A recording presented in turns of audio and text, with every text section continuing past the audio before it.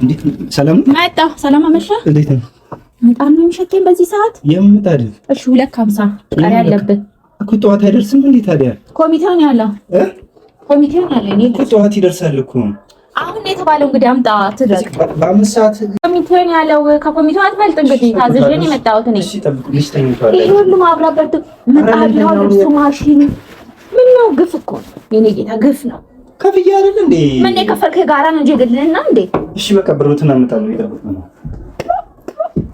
ቅድም እዛ ስገባ 3 ዞፍ ምጣዱ ምን አረ እኔ ምን እጠቀማለሁ?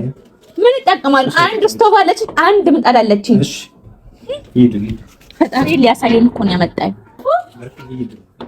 ለካ ሳቀሬ አለ ይመዝገብ ብቻ የእርሶም